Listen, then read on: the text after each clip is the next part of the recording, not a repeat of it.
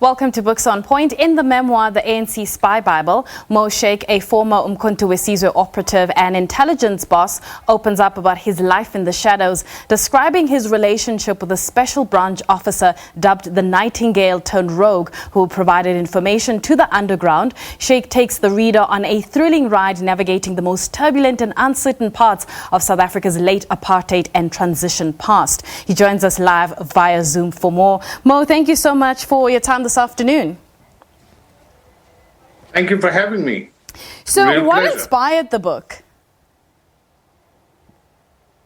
Well, I had this story in my head for quite a while, and over the years I kept thinking about it and, writing paragraphs in my head.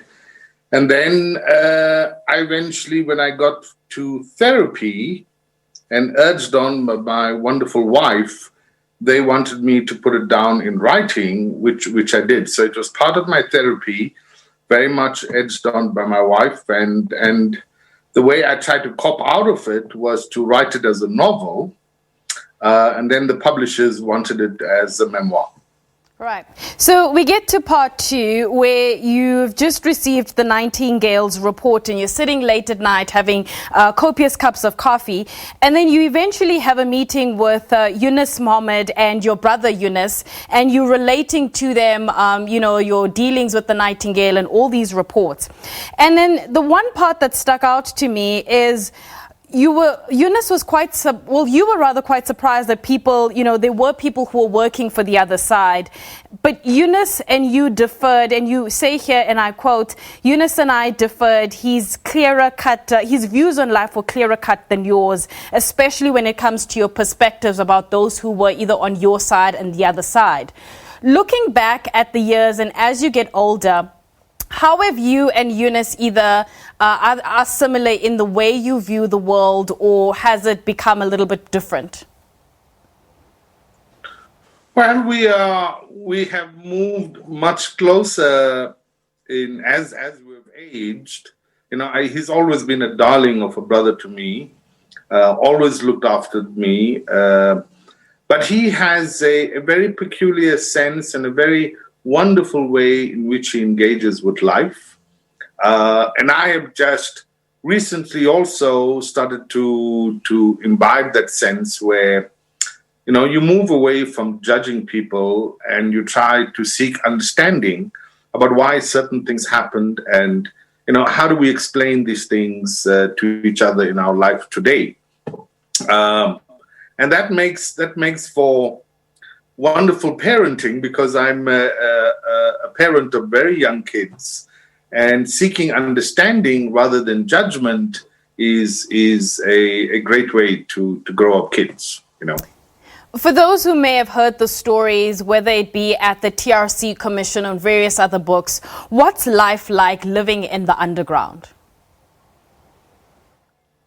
Well, life in the underground is, in a sense, all of South Africa, all of the world has got a sense of what it is to live in the underground, because of COVID-19. You're stuck at homes, you're stuck in the you live. You have to be careful when you go out. You go out at night, because under the cover of darkness, you can be easily recognized by the police then. So in a sense, it is like the way we've had under lockdown under COVID, but on steroids, with much more fear. You had to overcome fear when you're going out in case you're going to get caught. So you had to have lots of planning. And it's as many of us who know in lockdown, that staying put in one place can be quite difficult, but you've got to find the way to occupy your mind, to keep you busy. And when you leave your homes or your places of safety in the underground, where who you contact, you're going to be absolutely safe about the people you are contacting. You can't be too risky in what you do. So life in the underground was, for me, it was tough, but as I grow older, I must say, it is the place where I found tremendous amount of resilience. So I have no regrets about that. Right. You get to the part where you talk about Mac Maharaj and his ability to rather dissect one's argument and expose your faults. Is there someone else who you encountered in that period who had a really good, effect on you, just as Mac did? Yes, there were a few of them. There was the older mentor that I have by the name of Billy Nair. And he spent 20 odd years on Robben Island with Mandela, etc. But he was a much more wiser counsel. He was much more patient, much more exploring. Mac was, in essence, Mac does not suffer fools lightly, and he gets quite sharp into the point, but not with ill intent, with the intent to bring out the best of you. The other person was Praveen Gordon. Praveen was also in the underground. He was a master of organization and logistics. So he was also someone who was very razor sharp. Yunus Muhammad, who I worked with, who's also late now, and he was part of our unit.